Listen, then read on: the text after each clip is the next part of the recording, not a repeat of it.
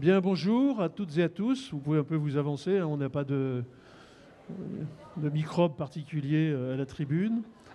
Donc moi je suis Étienne Butzbach, je suis membre du conseil collégial de la Fabrique des communs pédagogiques. J'ai par ailleurs aussi été médecin dans une vie antérieure, donc le sujet m'intéresse particulièrement, mais je ne suis pas là moi pour causer. Donc on va tout de suite rentrer dans le jeu des présentations des uns et des autres, hein, sans plus tarder, avec une première séquence sur la façon dont on peut penser effectivement une approche écosystémique de la santé, et puis ensuite approfondir plus particulièrement le rôle que peut avoir l'école ou l'éducation, hein, de façon plus large dans ce domaine. Donc je passe d'abord la parole à Benjamin Chaupetit, qui, pour la Fabrique des communs pédagogiques, est porteur un peu de ce projet. Bonjour. Donc, Fabrique des communs pédagogiques, en fait, on est une association qui est née d'une crise sanitaire. On est né pendant le Covid, pendant le confinement. Ce sont des acteurs de tout style, de tout univers, en fait, de la communauté éducative, du monde des tiers-lieux aussi, qui se sont mis en soutien à la communauté éducative pendant le confinement.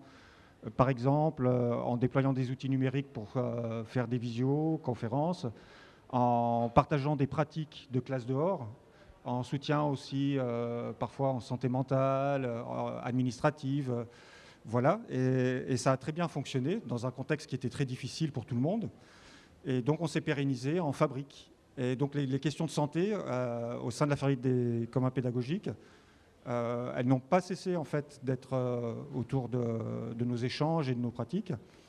Et c'est pour ça qu'on a avancé avec notamment la chaire UNESCO Éducation et Santé sur comment on pourrait intégrer les enjeux de santé environnementale, de santé humaine, de santé sociale, de santé économique dans le monde de l'école et au-delà en fait, sur comment on peut apprendre, faire de la médiation, générer des données scientifiques et agir très concrètement, que ce soit à petite échelle, remédier sur des problèmes très locaux, parfois personnels, mais aussi à l'échelle infrastructurelle, collective. Et je vais laisser la parole à je t'en prie, Léonie.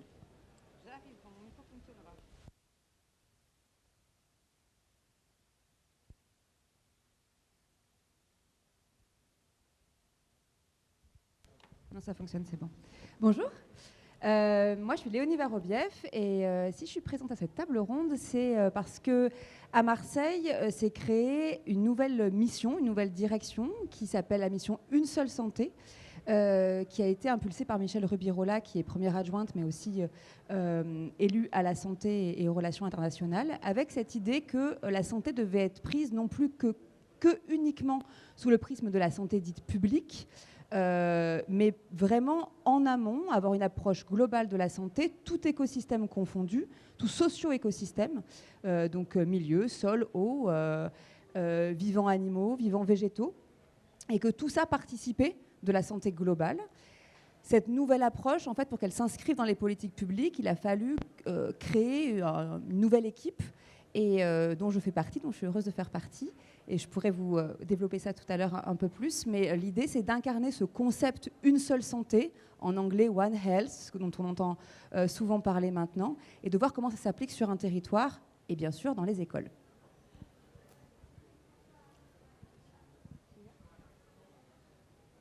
Oui, c'est bon, ça marche. Eh bien, bonjour à toutes et à tous. Donc, moi, je suis Cécile Chaussignan, je suis chargée de projet au CRES PACA, c'est le Comité régional d'éducation pour la santé. Et nous, on est un centre ressources en santé publique au niveau de la région PACA et également en santé environnementale. Donc, si je suis là aujourd'hui, c'est parce que je travaille en partenariat, comme Léonie, avec donc, les collectivités, ici la ville de Marseille, et avec des chercheurs qui sont représentés aujourd'hui par Tinga de la chaire UNESCO Éducation et Santé. Et on met en place un dispositif, mais peut-être on y reviendra, donc dans les écoles, qui vise à favoriser la réussite éducative d'une part et réduire les inégalités de santé d'autre part.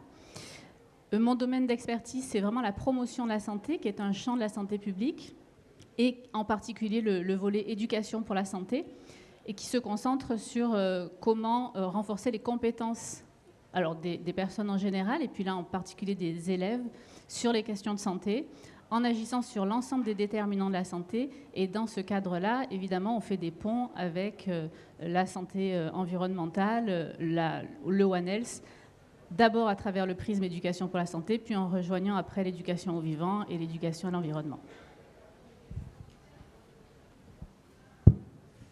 Bonjour à tous, donc Tinga Telou, chaire UNESCO éducation avec un S et santé.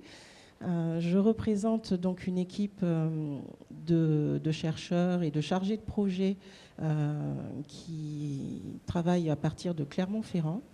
Les chaires UNESCO, c'est un réseau en fait de chaires mondiales. Vous avez une chaire par thématique à l'international.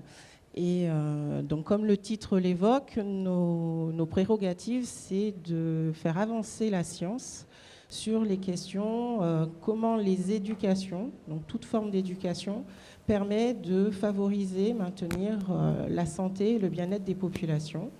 Donc, comme le disait Cécile, on est nous plutôt sur le champ de la santé humaine, mais on voit bien aujourd'hui qu'en fait, on ne peut pas dissocier la santé humaine de ces écosystèmes. C'est pour ça que nous participons à cette table ronde et qu'on soutient via une convention de partenariat la fabrique des communs pédagogiques, puisque justement l'intérêt aujourd'hui pour la santé de tous, c'est de rester connecté à nos écosystèmes. Alors, on va rentrer tout de suite dans le vif du sujet. Je voudrais poser d'abord une première question, c'est comment finalement s'incarne concrètement ce concept d'approche écosystémique de la santé dans le contexte, on est dans les rencontres internationales de la classe d'or, dans la classe d'or, par rapport aux élèves, voire à la communauté éducative. Donc comment est-ce que... Alors peut-être commencer par Marseille, alors soit Léonie, soit peut-être Léonie et Cécile, l'une ou l'autre. Cécile ? Alors, comment s'incarne je peux vous parler peut-être de comment nous, on incarne la question de la santé dans les écoles. C'est ce qu'on met en place. Et puis après, peut-être on fera le pendant avec ce que tu proposes, Léonie, en termes de dimension environnementale. Donc la question de la santé, c'est une question qui touche l'ensemble de la population. Et juste pour vous donner peut-être 2 ou 3 éléments de contexte, l'éducation, c'est un fort prédicteur des inégalités de santé et de l'état de santé à l'âge adulte. C'est-à-dire que vous savez qu'il y a une corrélation entre le niveau d'éducation et l'état de santé de la population. Et aujourd'hui, en France, il existe 13 ans d'écart d'espérance de vie entre les personnes qui sont les moins favorisées et les personnes qui sont les plus favorisées. Donc ça, c'est quand même quelque chose qui préoccupe tout le monde, parce que 13 ans d'écart d'espérance de vie, c'est quand même relativement peu acceptable en France. Et on ne parle pas de la vie en bonne santé, on parle vraiment de l'espérance de vie.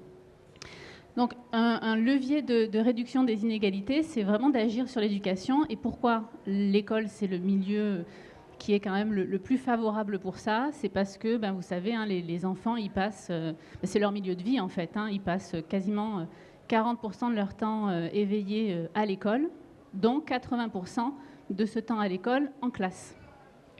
Donc l'idée, c'est vraiment que les pratiques éducatives et les pratiques pédagogiques qui sont développées dans la classe, mais aussi dans l'école, puissent être articulées sur des apprentissages évidemment fondamentaux, les apprentissages premiers, les apprentissages fondamentaux, mais aussi développer en même temps les compétences en santé. Et donc c'est le travail qu'aujourd'hui on propose en partenariat avec la chaire UNESCO Éducation et Santé, et puis en partenariat avec la mission One Health, sur comment créer des écoles qui sont favorables à la santé. Tout ça, ça résonne pour vous déjà, parce que en fait, l'école promotrice de santé, ça existe. En plus, en région PACA, vous n'êtes pas tous de la région PACA, mais elle est déjà bien en place. Mais la question, c'est concrètement, comment on fait en classe, quand on fait la classe à 20, à 25 élèves, comment on fait pour leur apprendre à parler, à écrire, etc., et en même temps à développer leurs compétences en santé. Et en fait, il y a un lien entre les compétences de classe et les compétences en santé qui font qu'on va développer du vocabulaire, on va développer la littératie en santé et on va développer la façon d'aller chercher ses ressources dans son environnement pour accéder à la santé. Mais comment concrètement ça se passe? Parce que oui. Ça, c'est bien beau, c'est des généralités, enfin je m'entends. Mais comment ça se manifeste et à travers qu'est-ce que vous apportez comme outil? C'est aussi une question sur laquelle Léonie prolongera. Alors, pour la classe. Nous, on travaille avec la chaire UNESCO qui a déjà travaillé avec des écoles pour créer des outils de classe. Donc, les maîtres et les maîtresses, en maternelle et en élémentaire, pour l'instant, on n'a pas encore développé au collège, ils travaillent avec des outils de classe. Par exemple, en maternelle, ils travaillent avec des Naramus. Donc, vous connaissez peut-être la méthode Naramus. C'est une méthode qui vise à apprendre aux enfants à faire de la narration à partir d'une histoire qui est répétitive, avec du vocabulaire, etc. Eh bien, ces Naramus, qui développent donc des compétences propres à l'école, peuvent aussi développer des compétences en santé. Et en fait, le maître ou la maîtresse va faire le lien entre j'apprends du vocabulaire, donc je sais exprimer ce vocabulaire, j'apprends à parler et je sais parler à un adulte, je vais parler de mes émotions, je vais parler de comment je me sens, je vais faire le lien avec la santé, et comment je me sens, c'est aussi la question de la santé mentale, c'est aussi la question de est-ce que je sais parler à un adulte, comment je m'exprime, etc. Et en fait, tout ça, on le met en lien avec les compétences qui sont nécessaires pour prendre en charge sa santé. Quand vous allez voir un médecin, il faut que vous puissiez expliquer comment vous vous sentez, où est-ce que vous avez mal, comment vous avez mal, pourquoi vous avez mal, à quel moment, etc. Et puis négocier avec le médecin, enfin, lui faire comprendre, voir quel traitement il vous propose, etc., etc. Eh bien, tout ça, ça fait partie aussi de ce qu'on apprend en fait à l'école. Et ce qu'on apprend à la maternelle, en fait, c'est des choses qu'on va utiliser après tout au long de sa vie. Alors, Léonie, comment ça se passe? Alors, c'est des intervenants en particulier, c'est des formations. De quelle façon tout ça prend forme? Alors, est-ce qu'il y a vous privilégiez tel ou tel aspect de santé Le but, justement, c'est de ne pas privilégier un aspect de la santé, mais d'arriver à avoir une approche globale. Donc, approche globale, ça veut dire prendre tous les déterminants de santé, les mettre sur la table, et se dire, à partir de ça, essayer de concevoir avec l'équipe éducative, avec les enfants, avec les parents, que chacun comprenne qu'est-ce qui détermine sa santé. Donc, c'est la qualité de l'air, c'est la qualité des sols, c'est le bruit ambiant. Est-ce que je suis entourée de voitures et de scooters ou est-ce que j'entends des oiseaux? Donc, des capacités de concentration, c'est qu'est-ce que je mange à la cantine, c'est est-ce que je suis connectée à mon territoire, quelles sont mes relations sociales. Tout ça, on va le poser ensemble et ensuite, on va essayer de créer une petite feuille de route pour que dans une école, on puisse prendre point par point, mais aussi en même temps, et pas faire une seule chose l'année du goût, et puis l'année suivante, on s'intéresse à la santé psychosociale, et puis l'année suivante, on s'intéresse à la biodiversité et à la nature dans l'école, mais plutôt d'avoir une approche et les classes dehors en font partie, où on se reconnecte au vivant, et à partir des émotions qu'on ressent, à partir de ce sentiment d'appartenance à autre chose que juste une communauté humaine, mais plutôt une communauté biotique, donc de tous les vivants confondus. À partir de cette expérience-là, on peut imaginer de construire une école qui soit favorable à la santé, donc la santé prise au sens personnel, collectif, et pas que humain, mais vraiment général. Mais comment vous procédez? Parce qu'il y a 400 écoles sur Marseille.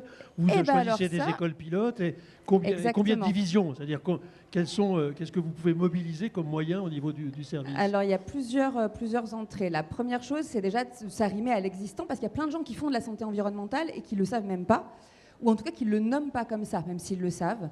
Donc il y a plein d'instits qui font plein de choses dans leur classe. Donc déjà, c'est revaloriser leurs actions qui leur paraissent peut-être juste simplement pédagogiques ou simplement écologiques, pour leur dire, mais en fait, vous faites de la santé, là, quand vous faites ça.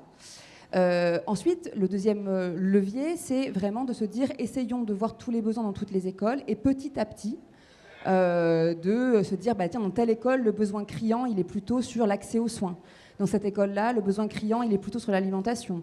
Il est plutôt sur la pollution de l'air, parce que vous savez que dans certains quartiers de Marseille, l'air que les petits respirent, globalement, on sait que ça va avoir des impacts sur leur santé, puisque voilà, de leurs 3 ans à la sortie de leur scolarité, ils vont se retrouver dans un contexte qui est avec une surcirculation routière, et donc ça va être créer des rues des enfants, par exemple. Une des politiques publiques de la ville de Marseille, c'est de piétoniser devant les écoles pour que déjà quand on sort de l'école, on n'ait pas les pots d'échappement plein le nez, mais aussi en termes de bruit. C'est hyper important pour leur concentration et leur espace de vie, mais aussi pour que la biodiversité puisse se réinstaller autour de l'école et qu'il n'y ait pas que des humains et du béton comme espace collectif. Et puis, on va prendre des écoles pilotes, effectivement, où on va essayer petit à petit, donc au fur et à mesure des années, 2, 3, 4, 5, 6, de à chaque fois essayer d'avoir une approche globale, comme je vous disais, de tout mettre sur la table, et en co-construction avec l'équipe éducative, de se dire, allez, commençons par ça, ça, ça et ça. Alors on reviendra sur ces questions pratiques, mais peut-être avant, parce qu'il y a aussi tout le débat avec la médecine scolaire, enfin, mais ça, on gardera les questions qui fâchent pour tout à l'heure. Tinga, Cécile l'évoquait, pour faire ça, il y a besoin effectivement d'une méthodologie, il y a besoin effectivement d'une réflexion sur la façon dont on décortique les choses pour pas être seulement sur des approches généralistes qui ne sont pas opérationnelles. Qu'est-ce qu'apporte la chaire UNESCO dans ce contexte ? Merci de la question. Justement, j'étais en train de me dire que j'allais faire de la systémie autour de ce que Cécile et Léonie venaient de dire. Aujourd'hui, il y a suffisamment de recul en termes de recherche scientifique pour savoir comment accompagner des acteurs, alors pas forcément que les enseignants du coup, comment on accompagne les acteurs qui sont en lien avec la santé des populations. Et de ça découle, il y a aussi de la recherche en termes de santé environnementale. Et aujourd'hui, l'idée, c'est d'arriver à faire de la médiation entre ce qu'un bloc, on va dire, d'entre nous fait sur la santé humaine et ceux qui travaillent sur la santé environnementale voilà, et écologique. Il faut relier les deux et en fait, les méthodes se rejoignent. L'accompagnement des acteurs, il est identique. L'idée, c'est qu'il faut intégrer les questions de santé et des santé écosystémiques dans les pratiques individuelles et professionnelles. C'est pas je fais en plus, c'est je fais tout le temps.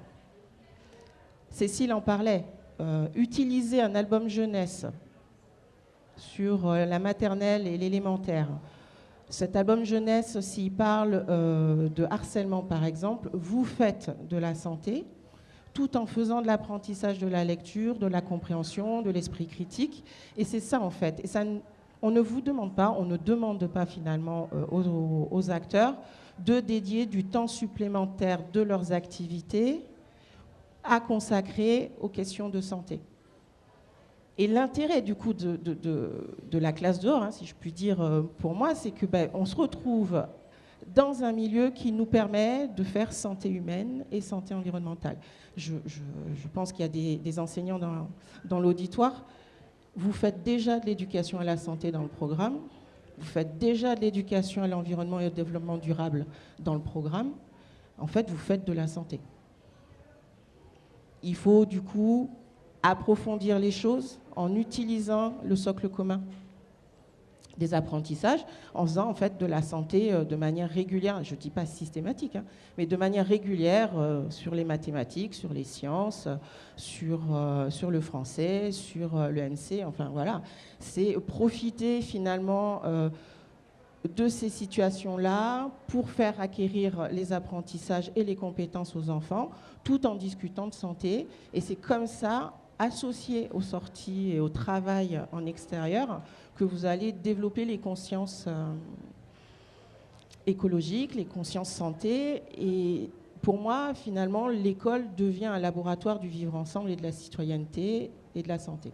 Mais quels outils vous avez, par exemple, je vous l'ai dit, j'ai été médecin dans une vie antérieure, pour s'occuper de la santé. La question du diagnostic est une phase importante pour identifier les besoins, identifier les ressources. Est-ce que vous avez là une espèce de grille ou des outils qui permettent justement d'outiller les enseignants ou les éducateurs dans cette approche de la santé ? On part, si on se réfère à l'école, on part systématiquement déjà du programme, puisqu'on ne vient pas surcharger une chose.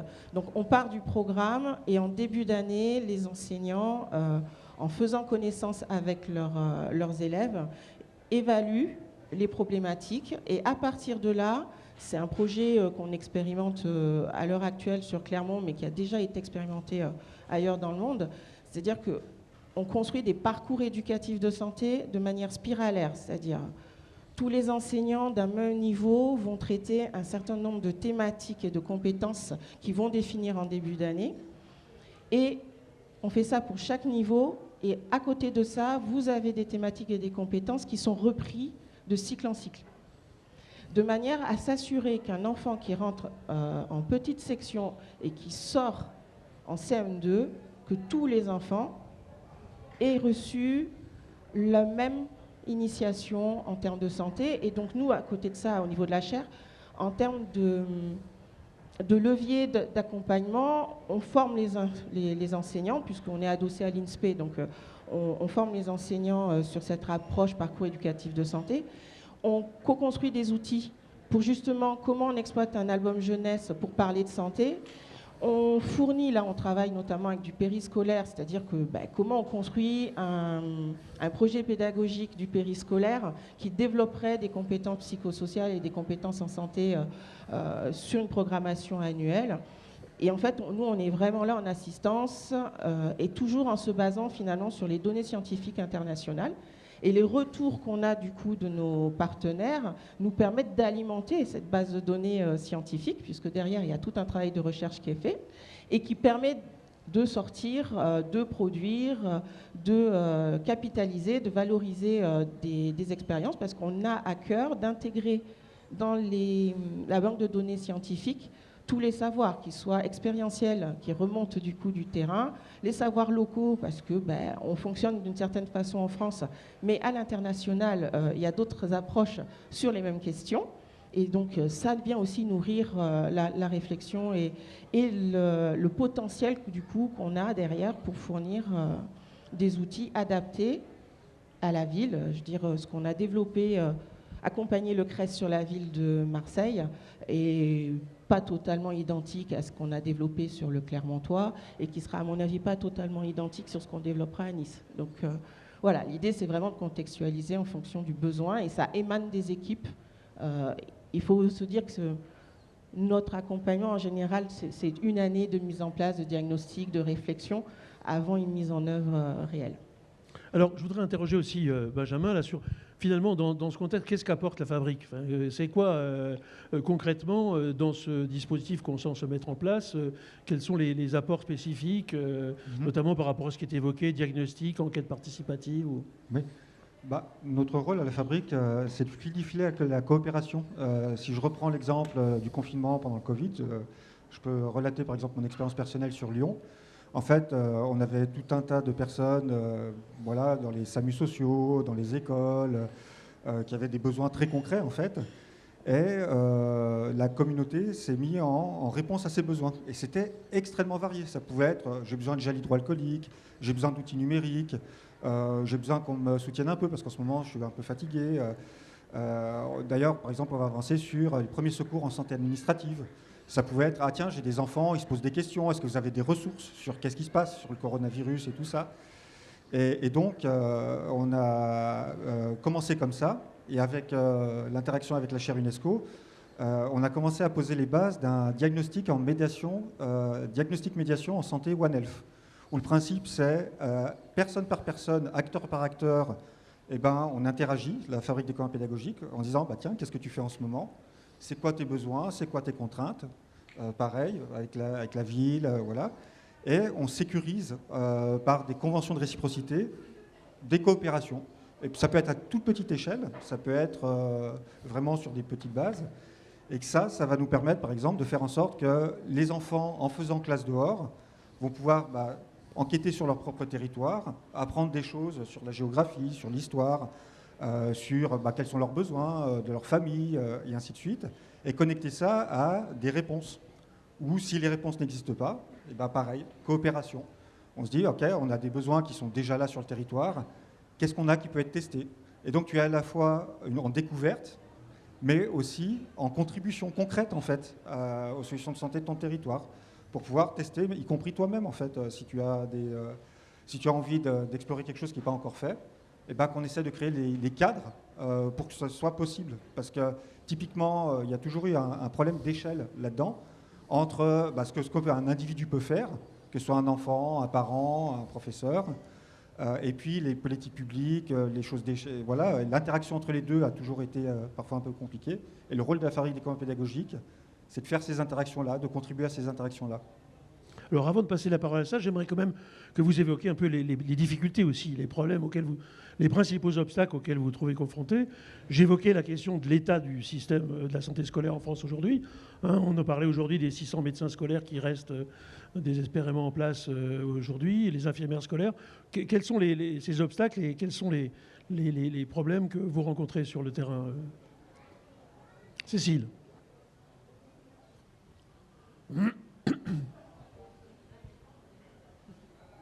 Et puis après, on passera la parole à la salle avant que je me fasse reprendre par quelques participants qui ont envie de poser des questions. Alors peut-être, c'est vrai que nous, on intervient donc dans une école marseillaise qui est REP+, et une école des Hautes-Alpes qui ne l'est pas. Donc deux publics vraiment très différents. Vous l'avez compris, ce qu'on fait, c'est que vraiment on part de l'existant. Donc nous, comme disait Tinga, on dresse le parcours éducatif de santé. Ça veut dire que la première année, on pose avec en général la directrice ou le directeur tout ce qui existe déjà. Et effectivement, parmi ce qu'on pose, il y a beaucoup de choses qui sont déjà faites. Donc ça, c'est vraiment important de le valoriser, parce que la première chose, c'est valorisation de ce qui est fait et conscientisation que tout ce qu'on fait, c'est de la santé. Qu'on fait de la culture, c'est de la santé, etc. Souvent, enfin en tout cas dans les écoles avec qui on travaille, il y a ce problème de médecine scolaire, qui n'est pas un problème, mais qui est un sujet pour les écoles. Donc il y a des missions, la plupart du temps ce sont les infirmières scolaires qui interviennent, et en fait, elles n'interviennent pas autant qu'elles le voudraient ou qu'elles le devraient, parce que il y a ce souci d'effectifs. Le médecin scolaire, sans vouloir trahir, je peux dire qu'il n'existe pas, en tout cas à ce niveau-là. Et l'infirmière scolaire, elle est peu sollicitée, et la plupart du temps, elle intervient une fois, dans le meilleur des cas, et souvent en CM2 pour faire une intervention, par exemple, sur vie affective et sexuelle. L'avantage qu'on a à travailler aussi, nous, dans les départements avec des CODES, c'est que le CODES, le Comité départemental d'éducation pour la santé, il peut aussi venir en soutien de l'infirmière scolaire, par exemple. Et à ce moment-là, on a déjà co-animé, le CODES a déjà co-animé avec l'infirmière scolaire des séances, a déjà formé l'infirmière scolaire aussi à des thématiques sur lesquelles elle avait besoin aussi d'avoir des ressources, des outils, parce qu'on a tous à renouveler aussi nos expériences et nos compétences. Et donc ça, c'est un atout, parce que du coup, d'abord, ça multiplie les efforts, et puis ça donne aussi un rôle à l'infirmière scolaire. Elle rentre bien dans le parcours éducatif, elle est mieux repérée, on fait plus appel à elle, etc. Donc voilà, ça c'est le point positif. Le point négatif, c'est peut-être, je pourrais citer la question du social, mais ça, je pense que c'est dans toutes les écoles REP+, il y a de grosses problématiques sociales, et très peu de réponses. Et beaucoup d'enseignants, d'enseignantes, beaucoup de directeurs et directrices se retrouvent à quand même gérer pas mal de problématiques sociales avec les familles. Peut-être c'est ce que j'ai remarqué, moi, de plus. Léonie. Les sorties ne sont pas un problème, mais peut-être je te laisse en parler. C'est vraiment quelque chose qui intéresse les maîtres et maîtresses. Merci. En fait, il y a plusieurs choses. Sur le plan du technique, en fait, une école qui est mal insonorisée, une école où les choses s'effondrent, effectivement, c'est déjà la base, c'est les fondamentaux pour être en bonne santé. Donc là, c'est le plan école qui répond, nous, à la ville de Marseille, où là, il y a la rénovation, on a vraiment maximisé tant que possible l'investissement pour qu'on modifie les écoles de Marseille. Beaucoup d'interventions qui ont précédé ont évoqué ce plan école, sûrement à la table ronde juste avant avec les élus. Donc là-dessus, on a essayé d'agir. Sur l'accessibilité aux soins, de la même manière que pour les adultes, on a des difficultés d'accès aux soins. Là, c'est l'enjeu social. Et donc, on va essayer petit à petit de rapprocher, donc par des médiateurs en santé, par exemple, qui interviennent dans les écoles et qui vont... là, c'est le cas dans quelques-unes de Marseille. On pousse à ce que ça se développe.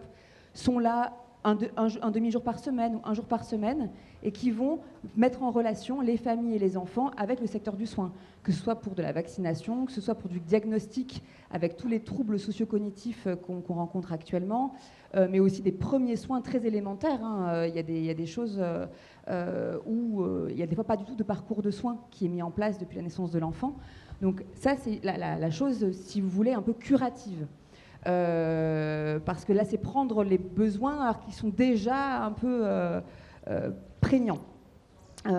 un des grands sujets, à mon avis, quand on veut parler de santé écosystémique, et pas que de santé publique, puisque c'est le thème de cette table ronde, c'est de se dire que si on en est arrivé à des situations sanitaires, comme on rencontre là, des épidémies, etc., et puis surtout des pathologies qui sont chroniques. Aujourd'hui, ce qui tue le plus en France sont les cancers, sont les maladies cardiovasculaires. Donc, ce n'est pas des pathologies qui arrivent d'un coup comme ça, c'est lié à notre environnement, d'où le fait de prendre en compte la santé écosystémique. Ça veut dire que penser la santé, c'est penser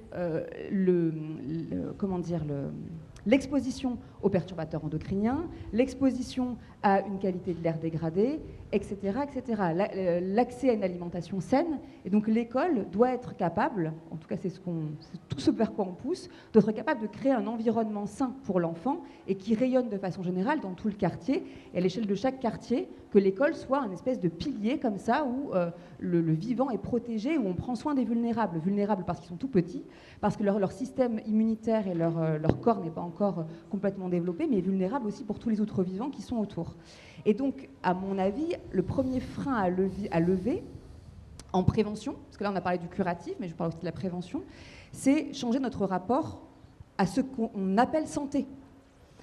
Parce que rien que ça, on a quand même de grosses difficultés avec nos définitions. Tant que les définitions ne changent pas, dans notre esprit, ça ne change pas. Donc l'équipe éducative, il y a aussi tout un travail à faire quand on rentre dans une école sur c'est quoi pour vous la santé et faire évoluer les réflexions collectivement et les réponses vers une prise en compte globale, comme je le disais là. Donc si je le dis concrètement, ça veut dire quoi? Ça veut dire que des agents d'entretien qui travaillent dans une école, il faut qu'ils puissent être en connaissance que leurs pratiques au quotidien et les produits qu'ils utilisent affectent leur santé potentiellement, celle des enfants qui touchent le sol avec des produits toxiques, que ça impacte la qualité de l'air, que ça impacte le microbiote de l'enfant, ça crée de l'obésité infantile, on le sait, c'est prouvé scientifiquement.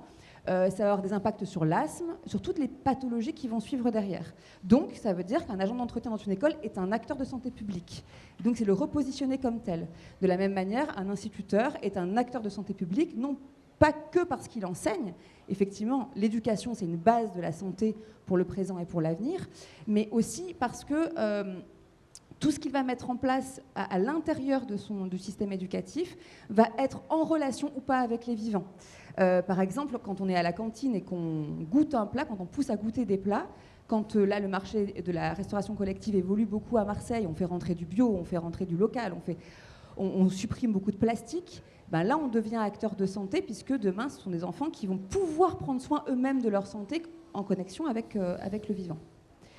Oui, alors Tinga, en quelques mots, du point de vue de votre observation, de rôle d'observation de la chaire UNESCO, c'est quoi les principaux obstacles? Alors, je vais rebondir sur cette très bonne question de la santé scolaire. Je pense qu'il faut avoir en tête que la santé, c'est une responsabilité collective. Aujourd'hui, la santé scolaire souffre de problématiques de ressources humaines, c'est un fait établi. La santé sur son accès aux soins en France rencontre des difficultés aussi. Et je pense qu'il faut, justement, c'est ce qu'on essaye d'apporter à nos partenaires, c'est de se dire, la santé scolaire fait du mieux qu'elle peut, elle a besoin de soutien, donc on va tous s'y mettre. Et notamment sur la prévention.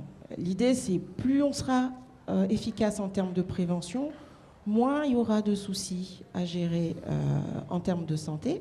Et la santé scolaire a une mission de prévention qui est très forte et elle a aussi une mission d'éducation. Et à ce jour, la mission d'éducation, elle ne peut pas vraiment l'assurer parce qu'elle a déjà du mal à assurer sa mission de prévention. C'est de repérer du coup les acteurs qui sont autour de la communauté, qui sont intégrés à la communauté scolaire, donc autour de l'école, autour des populations, comment on peut créer les synergies entre différents acteurs qui ont les compétences pour intervenir sur ces champs de prévention et venir du coup soulager aussi ce système de santé scolaire en coopération avec la santé scolaire. Comme le disait Cécile, l'idée c'est de l'infirmière, elle peut intervenir, le médecin, le psychologue, parce que du coup on parle essentiellement de l'élémentaire là, mais ça existe aussi au niveau collège et lycée. c'est, ben voilà, nous on est en capacité on a besoin d'aide sur tel champ, on a discuté en projet d'école, en CSCE au collège, sur des telles thématiques. Il va falloir identifier des acteurs forts qui vont venir du coup compléter nos actions, nos activités, pour garantir du coup que le niveau de prévention qu'on a défini pour l'année scolaire ou sur l'établissement soit atteint en fin d'année. Et du coup, nous, la chaire, là, on se porte en médiateur, c'est-à-dire qu'on va expliquer à un acteur comment fonctionne l'école, comment fonctionne la santé scolaire, on va expliquer à la santé scolaire comment telle structure associative ou institution fonctionne, pour que chacun se reconnaisse et du coup construise des partenariats, comme en parlait Benjamin, des conventions de réciprocité pour venir du coup assurer et pérenniser des dispositifs, des actions dans le seul et unique intérêt de la santé des populations. Merci Tinga. Donc on a déjà fait un grand pas en avant là au niveau de la table ronde. Nous sommes tous des agents de santé publique. Hein, peut-être voir au niveau de la salle si vous avez des questions, des interventions. Je vois déjà une... Donc, Titouan au bob orange va se faire un plaisir de vous donner le micro. Merci. J'avais une question. J'aimerais bien, si c'est possible, que vous fassiez le lien avec la classe dehors, parce que du coup, je comprends que c'est une approche globale et donc systémique, mais j'aimerais bien avoir quelques pistes de réflexion sur comment le mettre en œuvre dans la classe dehors concrètement. Voilà. Très bien. Alors on va peut-être prendre une ou deux questions, et puis, mais c'est une très bonne question, je me posais la même. Oui, est-ce qu'il y a une autre intervention tout de suite? On peut... Oui, alors qui souhaite le lien avec la classe dehors, même si... Vous battez pas, Tinga? On va pas se battre, non. Justement, du coup, on se disait, c'est peut-être l'occasion de vous parler d'une expérience. Donc il y a 1 an et demi de ça, on a commencé à travailler sur un album jeunesse qui s'appelle Sam Cartographe. Donc c'est un album qui, aux éditions Père Fouettard. C'est un album, en fait, c'est l'histoire d'une chatte qui, une fois que la famille s'est endormie, va faire un petit tour dans son environnement. Donc l'album vous présente des changements d'échelle, différents types de cartographie. Donc là, je vous décris juste l'album. Cet album sert à l'acquisition du langage sur certains niveaux, à faire des mathématiques, de la géographie sur d'autres, et ainsi de suite. Il peut, du coup, l'idée, c'est qu'on a dit, Sam, c'est notre mascotte, Sam, elle sort, donc on va faire comme elle. On va sortir et on va aller explorer notre environnement. Et donc, ça peut être fait 1 fois, 2 fois, 3 fois. Ça dépend totalement de vos objectifs pédagogiques. Mais en fait, pourquoi Sam, elle sort? Alors, Sam, elle sort pour visiter son quartier, si je puis dire, son territoire immédiat. Elle va dans un parc. Dans l'album, vous voyez la chatte qui joue dans les hautes herbes. Et là, du coup, vous pouvez être en milieu extérieur, faire des changements d'échelle, c'est-à-dire me mesurer par rapport à la taille de l'arbre, par rapport à la taille de la plante, les différentes formes. Je ne suis pas enseignante, donc je sais très bien que vous êtes capable d'imaginer plein de choses. Mais il y a aussi l'idée, du coup, je suis dans un parc. En tant qu'être humain, ce parc, qu'est-ce qu'il me permet en termes de déterminants de la santé humaine? Il me permet de faire de l'activité physique, de m'aérer l'esprit, de contempler les nuages et la végétation, et du coup d'avoir un apaisement au niveau santé mentale. Et en fait, vous pouvez, du coup, Sam, elle vient servir de prétexte à la sortie, si je puis dire. C'est vraiment un outil de médiation qui vous permet à la fois de faire de l'éducation à la santé, à la fois de l'éducation à la biodiversité, à la fois de l'éducation à l'environnement. Et du coup, on rejoint du coup ce côté écosystémique. Et la classe dehors, elle s'inscrit totalement là-dessus, en fait. Je suis à un endroit, je suis en mode d'observation, qu'est-ce que je peux y faire? Voilà, la classe dehors, c'est vraiment investir un lieu. Et on peut investir un lieu sur les questions de santé, même santé humaine. Alors peut-être, Benjamin, que tu évoques l'exemple à Bagnolet, par exemple, ce qui a été fait sur la question de la pollution de l'air avec les enfants qui participent à des opérations de classe dehors. Oui, Notamment. Hein. notamment, oui, c'est ça. Il y a plusieurs exemples sur le territoire où, en faisant classe dehors, les enfants redécouvrent finalement les endroits où ils vivent au quotidien et où ils peuvent avoir des bibliothèques de matériel mises à disposition, notamment des capteurs de qualité de l'air, mais pas que. Hein, ça peut être aussi les imaginaires qui leur permettent de redécouvrir où ils passent. Et donc de se dire, ah bah tiens, oui, c'est vrai que finalement, ça me fait du bien quand je vais me promener dans le parc. Je vois que là, dans cette rue-là, il y a un problème. Peut-être pour aller à l'école, j'utilise une autre rue. Donc ça permet de faire médiation, ça permet de faire lien social aussi, parce que par exemple, il y a des pratiques de balade pédagogique où tu peux échanger avec des habitants du quartier, avec des associations de protection de l'environnement.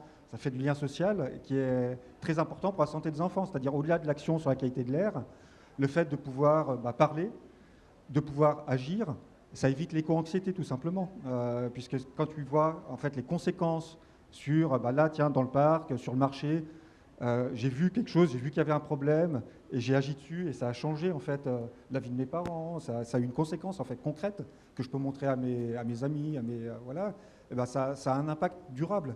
Et je sais que dans une autre table ronde, ça a été évoqué que l'éducation au développement durable dans une salle de classe, typiquement, ça a du mal à connecter avec les imaginaires sur long terme, avec les pratiques sur long terme. Par contre, quand tu vis une expérience de nature, quand tu as vécu une expérience sociale de j'ai pu découvrir et j'ai pu agir sur quelque chose, ça reste. Alors, sur Marseille, il me semblait qu'il y avait aussi une réflexion sur les questions des diagnostics territoriaux de santé. Enfin, je veux dire, est-ce que vous pourriez peut-être nous en dire un peu plus justement sur ce lien entre l'action que vous menez et la thématique de la classe dehors? Je sais pas, oui, ça fonctionne. Déjà, la première chose, c'est pour faciliter l'accès à la nature, c'est déjà que la cour soit nature. Donc là, c'est une grosse politique de végétalisation des cours qui est en œuvre en ce moment. Ah bah voilà, ça s'envole. Et merci beaucoup. Et parce qu'on ne pourra pas tous les matins partir dans les calanques avec l'équipe, merci, avec tous les enfants, évidemment. Merci. Donc rien que ça, se dire qu'une fois par semaine, la classe, elle est à l'extérieur, elle est dans la cour, et que la cour est arborée, que dans la cour, il y a un potager, qu'on a planté des choses ensemble, qu'on a créé du lien avec des végétaux, qu'on a observé la biodiversité, et que c'est intégré au contenu pédagogique, évidemment, puisqu'on a appris à lire, à compter, à relationner, entre guillemets, avec d'autres vivants. C'est un des outils très utiles. Ensuite, la question de la rue, est aussi importante, parce que là on parle des parcs, on parle des végétaux, c'est bien, mais le quotidien de beaucoup d'écoles, c'est de sortir dans la rue et d'être entouré de bâtiments avec beaucoup de béton et puis beaucoup de commerces. Donc cette idée d'aller discuter avec des commerçants qui sont bons pour ma santé, c'est déjà actionner des leviers hyper intéressants. Tiens, je vais au primeur. Et ça, c'est bon pour ma santé. Et j'apprends aussi à reconnaître les fruits, les légumes, mais directement sur mon marché quand je vais aller les acheter, puis on va les déguster en classe, etc. Il y a toute cette partie-là qui est intéressante. Et puis la partie un peu négative, parce qu'il faut aussi le dire, comment j'identifie ce qui n'est pas bon pour ma santé.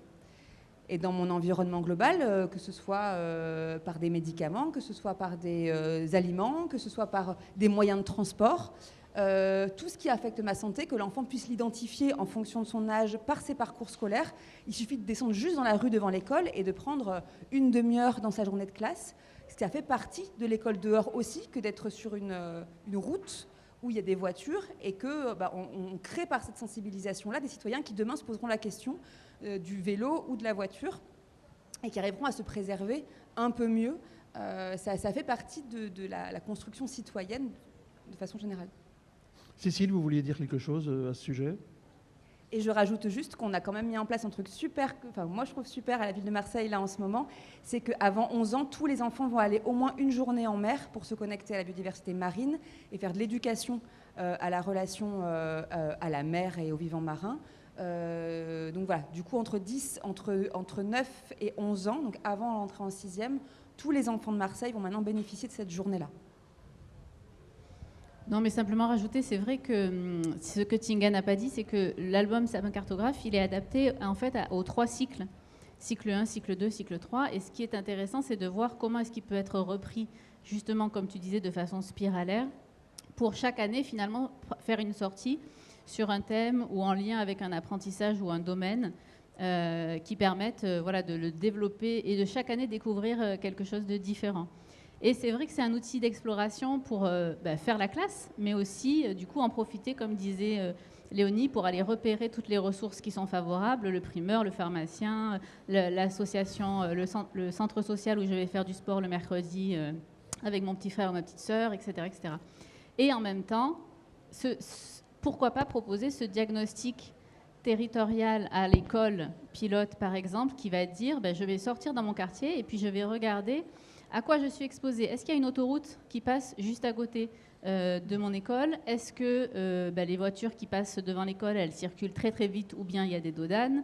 Est-ce qu'il y a des pistes cyclables? Est-ce qu'il y a des espaces verts? Est-ce qu'il y a beaucoup de bruit à la cantine? Enfin, on pourrait prendre plein de choses comme ça. Et ça fait aussi le lien avec des apprentissages qu'on peut faire en classe. Je ne sais pas si on a répondu complètement. Peut-être avant déjà de reprendre une deuxième salve de questions, juste un petit commentaire. On est tous des militants de l'école dehors et pour nous, l'école dehors est là consubstantiellement un effet bénéfique pour la santé, que ce soit la santé physique, c'est le problème de l'épidémie de sédentarité dont on parlait tout à l'heure, ou que ce soit sur le plan comportemental ou de la santé mentale. Ce matin, il y avait une table ronde sur la petite enfance et il y avait un indicateur très intéressant qui a été évoqué par l'adjoint au maire de Lyon, c'est de dire que dans nos crèches, on a remarqué que le taux de morsure était beaucoup plus bas dans les crèches qui pratiquaient la classe dehors que celles dont les gamins restaient... parce que peut-être les enfants avaient apporté en bouche d'autres choses que leurs petits copains d'à côté. Mais bon, je ferme la parenthèse. Mais, donc on est tous persuadés un peu de ça. Le problème, c'est d'aller un peu plus loin. Vous évoquez cycle 1, cycle 2, cycle 3, mais j'irai plus loin. Parce que dans le second degré ou les lycées, on voit bien qu'il y a par exemple à Mayotte, il y a eu des expériences qui ont été faites avec des élèves dans leur sortie qui prenaient des prélèvements de l'eau des ruisseaux pour ensuite les analyser sur le plan biochimique, enfin des composantes, ou alors analyser, récupérer des crabes ou des choses comme ça pour voir un peu comment, à partir de ça, on peut faire effectivement de la science participative. On évoquait les recueils de données. Enfin, on voit que le panel d'action qui est ouvert par la pratique de la classe dehors est quand même extrêmement intéressant de ce point de vue. Est-ce qu'il y a d'autres interventions ou questions dans la salle? Titouan, allons-y. Toujours madame, mais c'est bien de voir si on a répondu en partie déjà à vos questions. Ce sera peut-être la dernière question, parce qu'après, il faudra enchaîner avec la dernière table ronde de la journée. Moi, j'avais compris que c'était à écart, la prochaine table ronde, donc non. Il faut un temps entre les deux. On se donne encore 5-10 minutes quand même. On laissera 5 minutes. Parce qu'on a commencé un peu en retard. Hein. Je vais dire que moi, j'étais très convaincue, et je pense comme beaucoup de monde ici, enfin voilà. Sauf que je constate parfois, c'est pas une majorité, mais une petite minorité, notamment de parents, ont des idées reçues sur les risques liés au dehors. Notamment, je pense aux tiques, je pense au froid en hiver, et c'est des problématiques qui reviennent en fait. Voilà, et c'est pas forcément une question, mais c'est une remarque. Non, mais je pense que, de nouveau, c'est Cécile ou je ne sais plus laquelle d'entre vous, cette question des familles et des parents, elle est centrale. Hein, et on le voit bien parler des petits, le problème de la sécurité, et on est habitué maintenant à éliminer le risque, ce qui est une connerie, passez-moi l'expression, parce que se frotter au monde, c'est aussi se frotter, c'est tomber, s'écorcher, etc. Mais ça veut dire aussi un travail avec les parents si on ne veut pas être traîné devant les tribunaux. Sur cette question des familles, peut-être Tinga. C'est ce que je disais en préambule quand je me suis présentée. La question de la santé, c'est tout au long de la vie. Et ces freins qu'on rencontre au niveau des parents, typiquement, c'est ce que les dispositifs d'accompagnement à la parentalité essayent de développer en termes d'éducation au niveau des parents, c'est-à-dire, oui, certes, il y a un risque, mais il n'y a pas plus de risque que l'enfant soit piqué par une tique en faisant une sortie avec sa classe que quand ils vont longer le parc pour aller prendre le bus ou le métro, en fait. Donc, et en fait, derrière la question de ces parents-là, il y a une expression d'angoisse. C'est-à-dire, je ne sais pas comment me comporter si mon enfant revient avec une tique. Et c'est là-dessus qu'il faut jouer. C'est là-dessus que l'éducation à la parentalité va appuyer en disant il faut connaître les dispositifs d'aide. Il faut connaître les dispositifs de soins, le recours aux soins, qui s'occupe de quoi. C'est-à-dire mon enfant, il est piqué par une tique, qu'est-ce que je fais, où je vais, à qui je demande. En gros, c'est ça. Et on revient du coup sur cette question du développement de la littératie. Alors, je ne sais pas si on l'a employé, mais je ne sais pas si c'est clair pour tout le monde, hein. La littératie, c'est la capacité d'utiliser l'information, la connaissance qu'on a. C'est-à-dire, c'est bien beau de savoir que le médecin, il fait ça, mais à quel moment il faut que j'aille voir le médecin, en fait.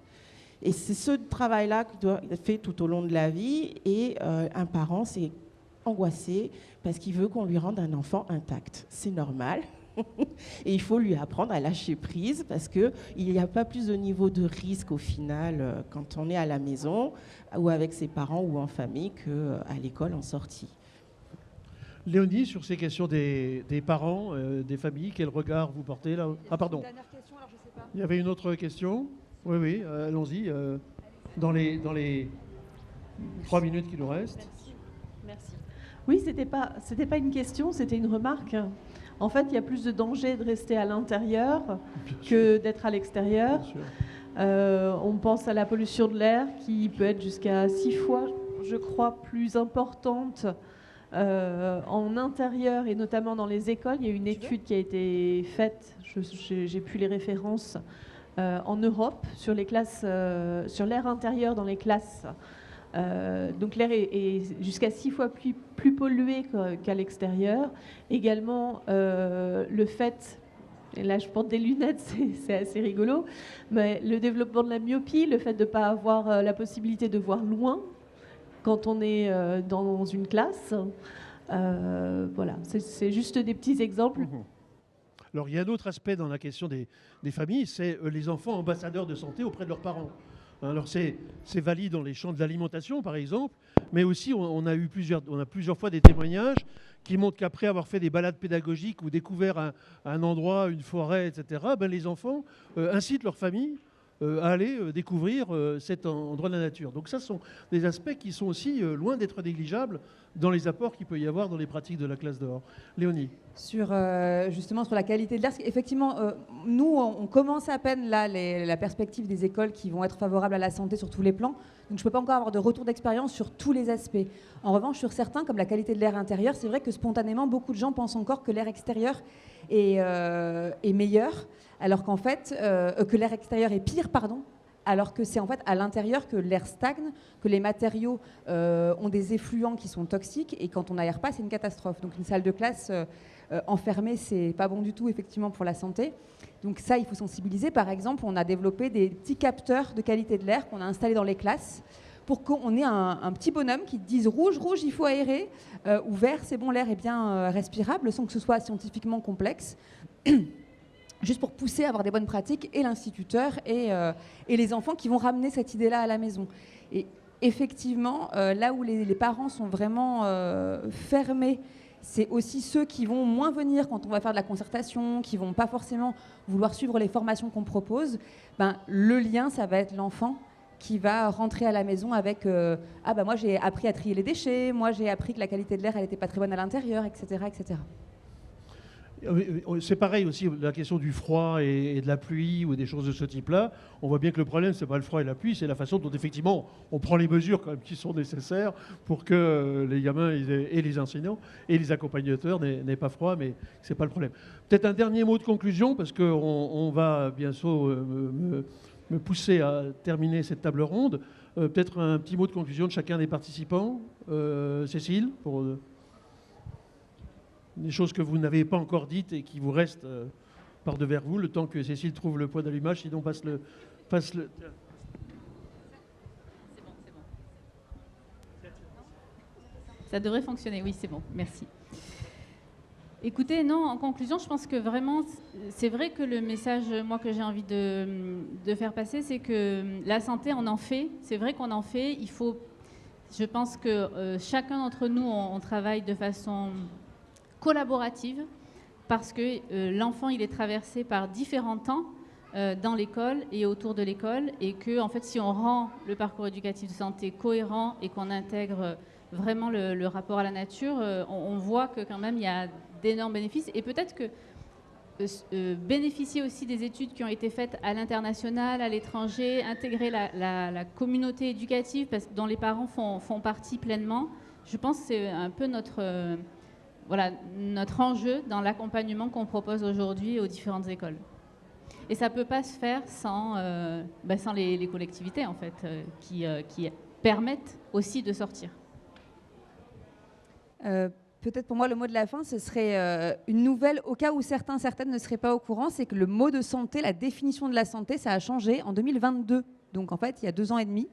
On n'a plus le même terme. La santé, avant, c'était, depuis 1946, l'OMS nous disait que c'était un état de complet bien-être physique, social et mental, et que c'était aussi un droit fondamental de tout humain de maximiser cette santé-là. Et depuis 2 ans et demi, le terme évoque autre chose, doit évoquer autre chose, mais c'est normal qu'on mette un peu de temps à s'y mettre. La santé, maintenant, c'est défini par l'OMS et par l'OLEP, un groupe d'experts qui l'a défini à l'international, comme un bien-être aussi physique, mental, social, mais des animaux, des végétaux, des écosystèmes, des milieux et des humains, le tout en totale interdépendance. Donc ça, avant que ça infuse et chez les enseignants et chez les parents, ça prend du temps, peut-être plus que chez les enfants qui sont beaucoup plus connectés. Donc je pense qu'il y a quand même un travail à faire, nous, toutes et tous adultes, sur notre remise en question, notre positionnement par rapport à même l'idée qu'on se fait de la santé, sur tout ce qui est même traitement en termes de médicaments, de quotidien, de nos écrans aussi, tout ce qu'on montre nous, est peut-être ça qu'il faut remettre en cause avant de se dire qu'on va transmettre aux enfants une approche plus saine de la santé. Oui. Moi, ce que je trouve intéressant dans les approches coopératives, c'est que si tu as une maman qui a peur que ton enfant soit piqué par une tique, trouvons ensemble comment on répond à ça. Et donc, quand tu participes à quelque chose, tu réponds en direct aux réponses pour tout le monde, en fait, par rapport à ton inquiétude, à tes envies. Et donc, nous sommes toutes et tous ici actifs sur ces sujets de santé, coopératifs. Donc mon mot de la fin, c'est contactez-nous, contactez la Fabrique des communs pédagogiques si vous êtes intéressé par ces sujets et que vous voulez avancer, et puis allons-y, quoi. Je conclurai tout simplement. La santé, c'est une question, les questions éthiques liées à la santé, c'est des questions qui sont complexes, qui sont parfois vives. Hein. On voit bien avec l'éducation à la vie affective, relationnelle et sexuelle cette année. Mais au-delà de ça, sentez-vous légitime de parler de santé, sentez-vous légitime d'éduquer à la santé. Et n'oubliez pas que la résilience, ça fait partie de la nature, ça fait partie de l'être humain, et qu'il faut toujours penser solution et pas uniquement problématique. Merci. Bien, écoutez, merci à toutes et à tous, et puis longue vie à la démarche santé en matière d'école du dehors.